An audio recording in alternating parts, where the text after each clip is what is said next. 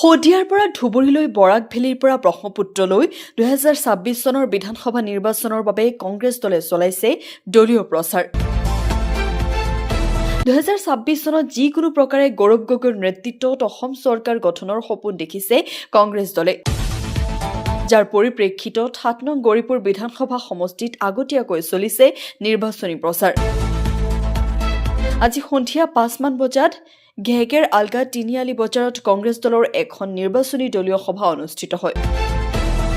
উক্ত দলীয় সভাত মুখ্য অতিথি হিচাপে উপস্থিত থাকে গোলকগঞ্জ সমষ্টিৰ বিধায়ক তথা 2026 চনৰ বিধানসভা নিৰ্বাচনৰ 7 নং গৌৰীপুৰ সমষ্টিৰ কংগ্ৰেছ দলৰ প্ৰাৰ্থিত্ব প্ৰত্যাশী আব্দুছ সুবহান আলী চৰকাৰ।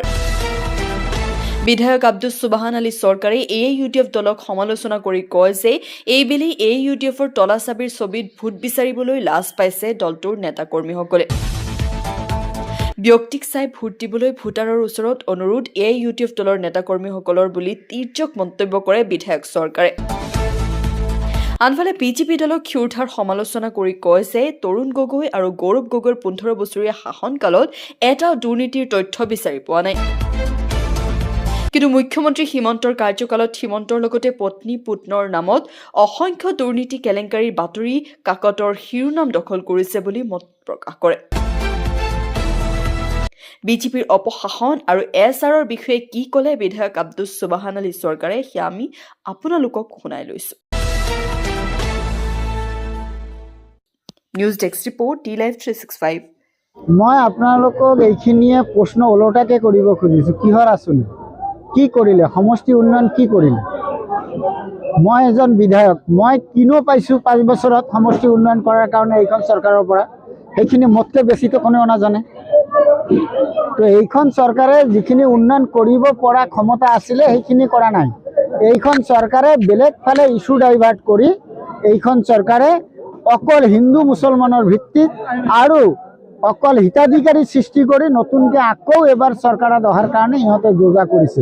উন্নয়ন একো হোৱা নাই, অকল মুখত ইহঁতৰ উন্নয়ন হৈছে আৰু ইহঁতে কৰিছে এইখন চৰকাৰে মানুহৰ মাজত এটা বিভেদগামী পৰিৱেশৰ সৃষ্টি কৰি চৰকাৰত আহিব খুজিছে। এইখিনি মুখ্যমন্ত্ৰী মহোদয়ৰ মুখৰ পৰা ওলোৱা কথাৰ পৰাই সকলোখিনি অনুমেয় হয়। আৰু মই এইখিনি কথা ক'ব বিচাৰিছোঁ, এইবোৰ উন্নয়ন কেনেকৈ হ'ব? এইবেলি এনেকুৱা কৰিছে, এখন সমষ্টি 110 কিলোমিটাৰ 120 কিলোমিটাৰ 3 লাখৰ ওপৰত বনাইছে সমষ্টি, ক'ত উন্নয়ন হ'ব? না ৰাস্তা ঘাট সম্পূৰ্ণৰূপে উন্নয়ন হৈছে।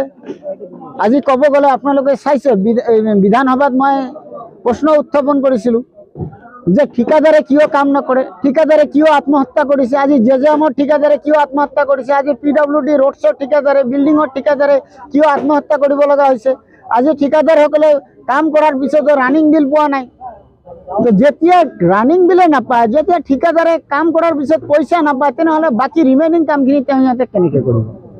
এছআৰ সম্বন্ধে আপুনি কি কয়? মই এটা কথা কওঁ, এছআৰৰ জৰিয়তে এইখন চৰকাৰে বিশেষ কেতবোৰ সমষ্টিত বিশেষ সম্প্ৰদায়ৰ মানুহক অন্তৰ্ভুক্ত কৰি আৰু বিশেষ সমষ্টিবিলাকত বিশেষ সম্প্ৰদায়ৰ মানুহৰ ভোট কাটি এইখন চৰকাৰে ঠিক বিহাৰৰ লেখীয়াকৈ চৰকাৰত আহিব খুজিছে।